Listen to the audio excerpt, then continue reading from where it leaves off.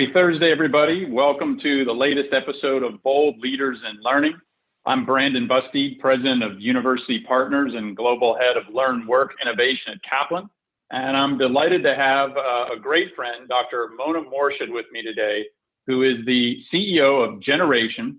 I know some of you who know about Generation and know about Mona because I got notes from you saying how excited you were to attend this LinkedIn Live discussion with Mona. But Mona, I would love to start off with just a little bit about your background. You've had a long history at McKinsey.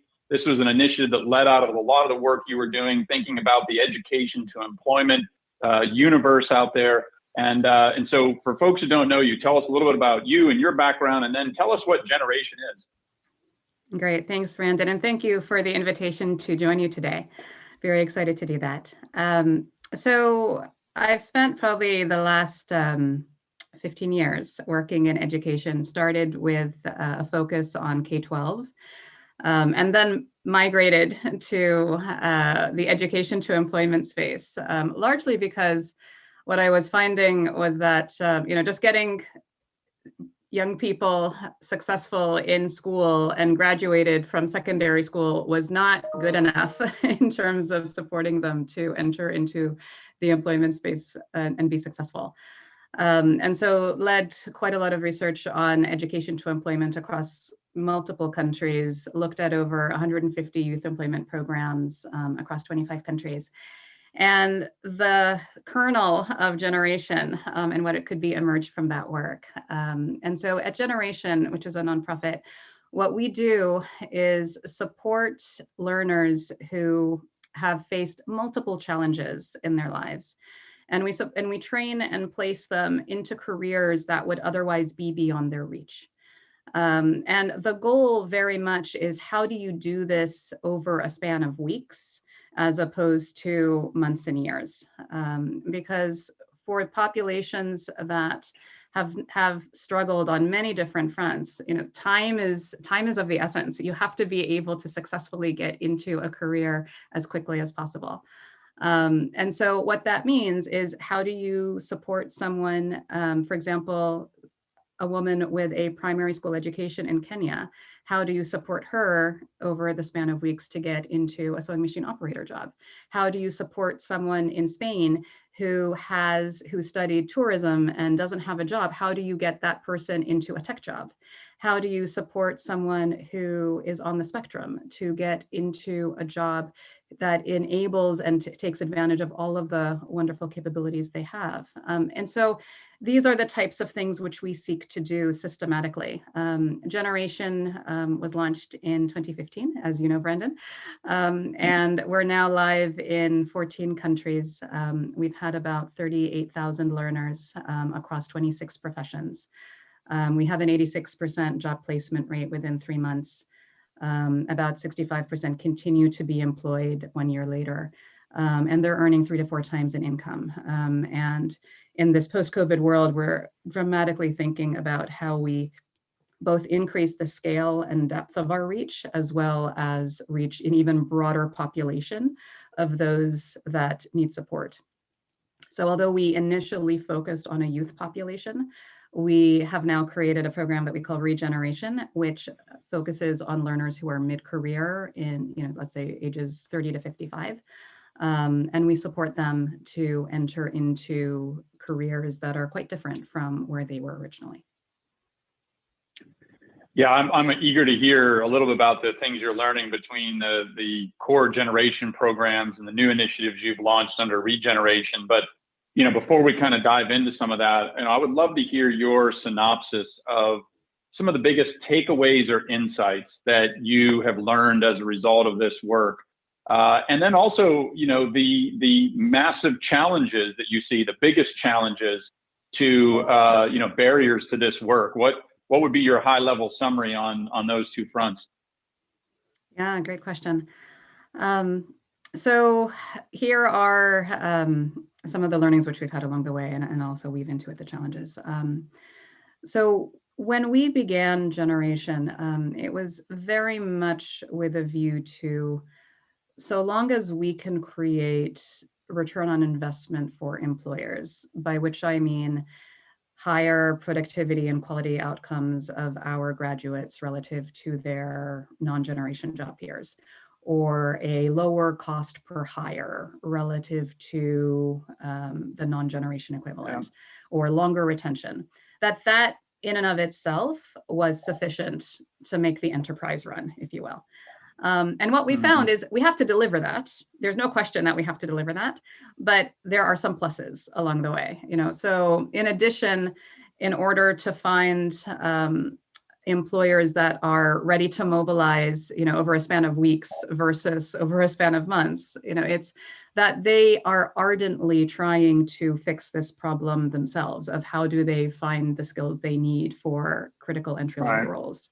And so they are hunting actively for a solution by the time we come around. We found that it also, that obviously different employers can have different levels of affinity and commitment to what they want to serve in their community. And so those that have tremendously high dedication to making a difference in their communities are faster to come to the table and so on.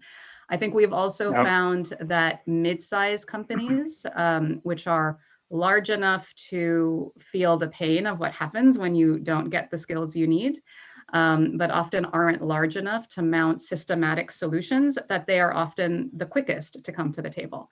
We found that professions where there is higher degrees of scarcity, so for example, tech jobs, it is, we call this our desperation index, if you will, so it's just how hungry are you for a solution? They're faster to come to the table than those where, it's an issue, but it's not a dramatic issue. It's not like a top 2 issue. So those are some of the things we've learned on the side of employers. I think some of the other things we've learned along the way are the way that we measure workforce impact. In many systems across the world, it's still very input oriented, right? It's how many learners are trained, how many learners graduate, right? As opposed to what we've developed for ourselves is we have measures we call cost per employed day. So what is the, it's a combination of the cost per student, the graduation rate, the employment rate, and the retention rate on the job over a certain time frame. So let's say over 6 months. Interesting. So these types of measures, if they were more systematically used, it could dramatically change the way we think about how our workforce systems function. On the challenge front, it has the big question in the space is always, and it's been amplified by COVID, it's how can you mobilize enough jobs in order to make this work, right? So for our model, as you know very well, we mobilize jobs first before the boot camps begin. And so that's always the rate limiting step. So can you mobilize enough and get sufficient commitment from employers at the start? How do you also ensure that every classroom experience across generation is the same quality experience, right? So we're now in 14 countries and we have, so these are the types of things as we scale that we continue to grapple with. Yeah, I think from the beginning, one of the things that I've always been most impressed about with generation was the focus on the employer first, right? The job, the ultimate outcome, and then, backing up from there in terms of how you can help people seeking jobs get there, right? So we've thought about education in a lot of ways around get a degree, get a diploma, right? Even in, the United States where, families and students are very well intentioned in their desire to go to college, a lot of them are heading off to college, having had no work experience, no real idea what they want to do. They're making big investments in that college. And although a degree certainly improves the odds that you get a good job, a better job, a higher paying job, we know through a lot of data, there's a lot of students who don't end up graduating or who graduate and have subpar outcomes because fundamentally they haven't been aligned with the regional employer ecosystem. What are the fast growing in-demand jobs? And so the way you've described it, right, the employer is really in many ways at the epicenter of this. And, to what degree do you see the insights that generation has learned being applicable to universities, not just in the US, but globally, right? Like, are there insights that you could take from that to say to universities, hey, here's what I do differently? One obvious point is you're not running degree programs. You're running the shortest, most intensive training possible to get the person from point A to point B in terms of that unemployed position to a job, what would you say to higher education in terms of some of the lessons you've learned? What advice would you give to higher ed institutions? Yeah, great question. I think particularly in this COVID environment, it becomes all the more important as we have many more unemployed people who are trying to figure out, how do I get back into the job market and how do I get into a different career than the one that I was in? First and foremost, there is very high demand from learners to be able to access programs that are, in our case, 4 to 12 weeks. But it's weeks is the point. It's not even 8 months, it's weeks, right? Yep. Such that the outcome is employment. And certainly you see amongst some higher education institutions, whether it is, centers for adult education or continuing education or entirely new offerings. But there is an undeniable demand from learners. It was pre-COVID, got accelerated by COVID, who are looking for these kinds of options because they simply cannot afford not just higher ed in terms of years of degree program, but they can't afford the time. They have families that they have to support. They need to get into stable jobs.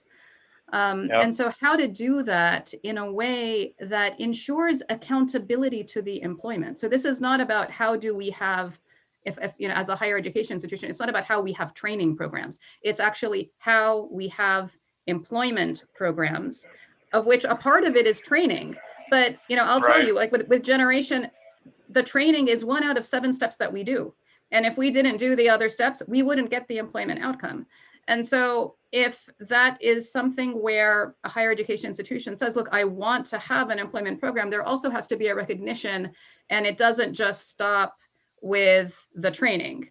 You have to go out and secure the employment. You have to provide the supports once the person is on the job. It's a different enterprise, but it's a highly, highly demanded offering from people today across the world because we have so many unemployed who are looking for a different path for their career. Yeah, so the demand is there, right? It requires some pivots. It might require some different ways of thinking about yourself as an institution, right? So one of the things I've always said is if you're a college that thinks that the only thing you deliver is degrees, you're missing a huge opportunity, right? To think about all the different and highly valued non-degree based education that can be done. And so, you had mentioned earlier that, the support systems, you said training is just one of 7 elements, right? And you don't need to run through all 7 of them, but I know, one of the big themes around that is all the kind of nuts and bolts that help somebody from like, do they have transportation to get to the training program? I know you're doing everything online as most of the world has pivoted around COVID, but, it was everything around, pieces like that to be thoughtful around the program support infrastructures that help an individual. I think universities are increasingly starting to realize that, but I think they still have a long way to go in thinking about how do they solve for what I think of as the non-academic needs of learners so that they can persist, so that it's possible to do it, whether it's time constraints or work constraints or whatever it is. So, you might want to just expand a little bit. I mean, isn't that a big part of how you're being successful? Absolutely. And to be clear, I mean, we continue to try different things to increase the level of success, right? But it's essentially when learners are having a challenging time, it is often not because they're not absorbing the learning, but it's about the life around them. It's about, do they have stable housing? Are they able to feed their child? Are they able to get to their place of work? These things are, it can be an Olympics for some of our learners in terms of the adversity that they face and what they need to do to overcome it, and therefore the support that we have to provide to enable them to overcome it. And what we found is, so long as the drive and the motivation is there on the part of our learners, we are able to find these solutions. But it's hard work, and I really want to emphasize, it is hard work. And one of the things that we've recently done is, now that we have over 7 million data points across our learners, and our applicants, spanning from the moment they apply to the performance in the boot camp to the performance on the job. We can now do predictive analytics to help us to understand which of our learners might require more supports in this area or that area, so that we can preempt it, so that we don't hit a crash, but like we actually can see it before the crash happens, such that we can provide the supports and increase the rate of success. And often these are looking at, it's not looking at your GPA that triggers this. It is often what's happening in terms of how you live. It's about the socioeconomic construct. And that's what we have to be able to support to ensure success for our populations. Yeah.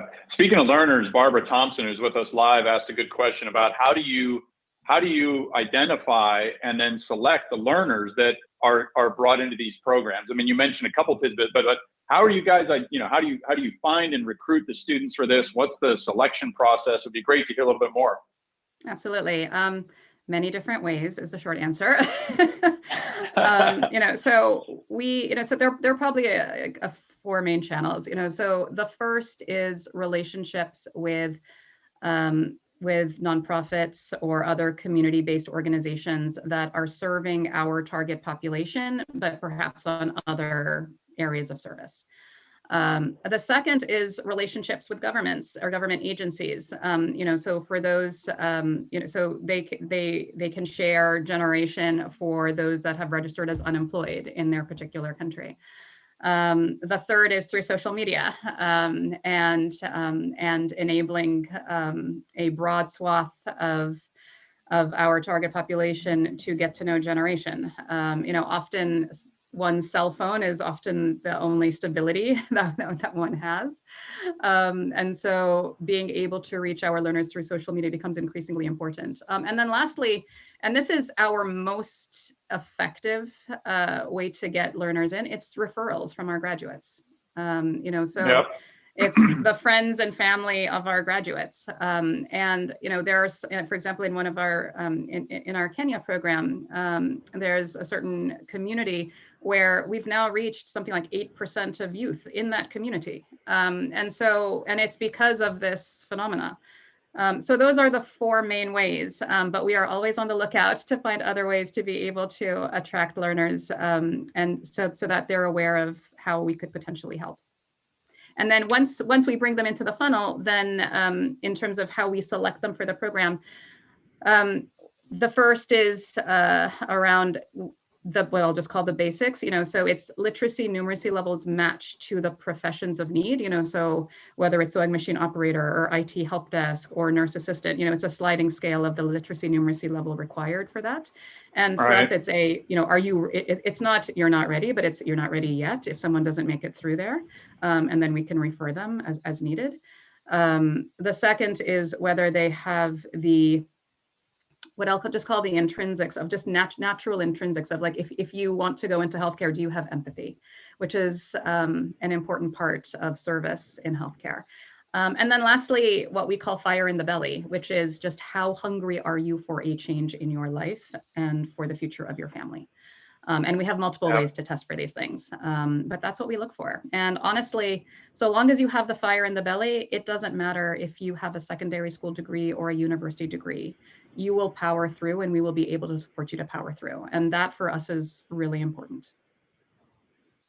Yeah, it's interesting. I mean, as you're talking about those facets, I'm thinking about the supply, what a lot of people would call the supply demand side of this equation, right? Like, there's a lot of work being put into understanding the jobs that are growing in a region, right? And so you can get all kinds of data on, how many jobs there's going to be in, projected in cloud computing in Memphis or whatever city or demographic you're looking at. But the other side of it is demand, right? Like, if you go out and were to evaluate how many people in Memphis, if I use this as an example, are actually interested in or have any idea what a job in cloud computing is, that's the other side of the equation that we've done. I think collectively, we've done much less work trying to solve for. You guys are kind of seen on both ends, because you're starting with the employer, right, that has the high demand job, but then, you ultimately have to find people that, understand what this career track might be, get excited enough about it where they have the fire in the belly to say, yeah, I want to go after that. And it brings me to this question of the differences in what you're seeing between the younger students who have been part of the initial generation programs versus the older adults who are coming through the regeneration programs. Like, I mean, what are there differences there that have been really significant in terms of how, you know, you either have to find them from a motivational perspective? And I think about it through the lens of one little story that I'm familiar with. It was a documentary that was done on manufacturing workers in a particular plant. And most of the workers interviewed were over the age of 50. And the person who was interviewing them was saying, well, you know, they just lost their job. And they said, well, what do you think you're going to do instead? You know, do you think you'll go back and go to college and get retrained or whatever, or get another job? And a lot of them just said, no, I think I'll just quit looking because I don't see myself doing anything else. So that story has always stuck in my head of like, are there people who just throw in the towel, right? Or get close to throwing in the towel because they just can't envision making a big career switch, you know, later in their career. So anyway, I'm curious if you're seeing any of that play out. Yeah, so for regeneration, and just to briefly describe what that is. So these are learners who are ages 30 to 55 on average. They have either lost their jobs and are looking to get into a new job and typically into a new career, you know, or it is caregivers who have been on a hiatus from the job market and because of financial reasons are looking to come back in. And it can also be those that are in a job today, but they feel it's unstable or it's part-time hours and they're looking to upskill so that they can get into a more stable career. So those are our, you know, broad regeneration profiles, if you will. And so we've been working with about 400 learners of these profiles across 4 countries last year, in both healthcare jobs and in tech jobs. And here's what we see. So first, we have classes where we mix our regeneration and generation learners in the same classroom. They go through the exact same program. I am happy to say, and this is like one of the things that was most important to us, they learn at the same pace, level of mastery as the generation learners. And I really want to pause on that because I think there is often a bias that says that those who are mid-career don't have the same learning aptitude as their younger counterparts, and that is false.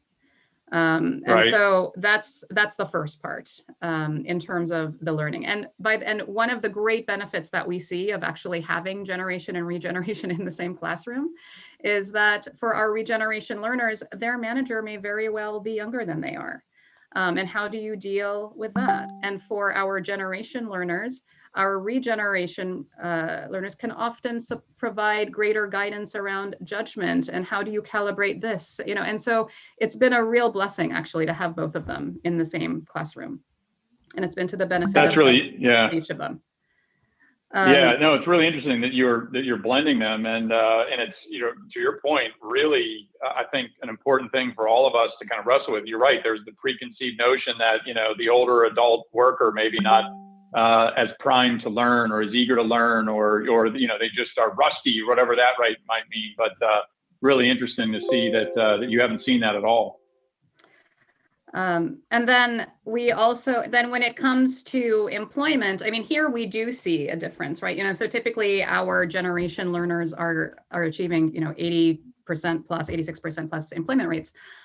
For our regeneration learners, on average, it is 50 to 60%. And so then you ask why, right? And so part of it is employer bias towards a younger profile. Part of it is about just, I'll say it's learner expectation of just what does it mean to start over in a new job? And also it is often just, you know, how can we support them to be able to brave entering into a new environment in a very different field than the one that they are used to. So this is a really important area of learning for us. So our more recent cohorts have been able to achieve employment rates of, you know, 75% plus, and so for regeneration, so we're getting traction on it. But this is an area that we really want to invest in deeply because we believe it's possible to have the same level of outcomes for both. Yeah, that's pretty incredible. And I know you mentioned this very briefly earlier, but it also sounds like you've launched some new programs that are working very specifically with autistic learners. Tell us a little bit more about that. I mean, that obviously must have required a different way that you were kind of approaching the training or maybe the identification of the learners. But what are you kind of discovering through those programs? Yeah, so we've piloted this in Hong Kong. And so we've worked closely with a set of educators who have deep experience in how to support those on the spectrum. And, I think one of the most heartening parts is that, when you look at what happens to employment for autistic adults, on average, only 15% of autistic adults find employment, which is just tragic. Wow. On so many levels. And so, this is, so we have started with roles, for example, in facilities management. We are also going to be piloting this for tech roles as well. This is, it's too soon to say, what's the body of learnings, but this is an area that we want to invest in because something where only 15% of the population is employed means that there is just tremendous waste of talent. There is tremendous tragedy in one's life. And so anything we can do, and we very much want to partner with other organizations in terms of, because we recognize that our skills alone are not going to be sufficient to be able to do this at its fullest. So we're very keen to work with others to be able to serve those on the spectrum and those facing other disabilities as well. Yeah, on that point, it relates a little bit to a question that came in a few minutes ago from Ray Alba, who was asking about, how you guys are partnering with local organizations in the middle of this. Presumably you've got lots of different partnerships, and his question was really around, right, like how are you, getting to a place where there might be self-sustainability of these programs, and so it would be interesting just to hear a couple examples of local partnerships, how you're kind of embedding this, if you will, in a self-sustainable model. And I assume some of that is just self-sustainable because of the employer partnerships, but are there a lot of other kind of local ecosystem partners that you're working with in the process? Absolutely. Right. The way Generation is built, it's that we're a methodology that we embed inside a local nonprofit or inside a local technical vocational organization or inside a community college or inside an employer, right? And so we very much want to be a part of leveraging the community infrastructure as opposed to building a parallel program. So you won't walk into a Generation building, for example. You walk Right. into a Generation classroom at another institution, Yeah. right? And so we take that to heart very much. And that's a very important part of what enables us to also do this cost effectively. So for example, in India and Kenya, we're able, and in the US, we are able to leverage the infrastructure, like when there were classrooms, but classroom space instructors, right? Existing apparatus to deliver the programs. And that's the path we will continue down. Well, first of all, I just want to say, congratulations on the incredible progress you've made. I was very familiar with this program, as you know, when you guys first launched, and I feel like our catching up today, you've clearly come, miles since the early days. And so thank you for your leadership around it. I really appreciate you taking the time to carve out for this interview today. And I know there were a lot of folks who were intrigued and tuned in. So maybe if it's okay with you, I'll make sure I follow back up with you in another year or so and get some updates on regeneration and some of the other new things you're doing. So thank you again, Mona. And for those of you who are tuning in next Thursday, I've got Dr. Ella Washington joining me. She's an expert on diversity, inclusivity, and equity, doing a lot of advising with companies on this, and has also thought deeply about it through the lens of higher education. So please join us next Thursday. Mona, thank you again, and I'll look forward to getting some updates. Thank you so much, Brandon. Thank you for the invitation, and would love to be back in the air. Awesome. Sounds good. Thanks, everybody, for joining.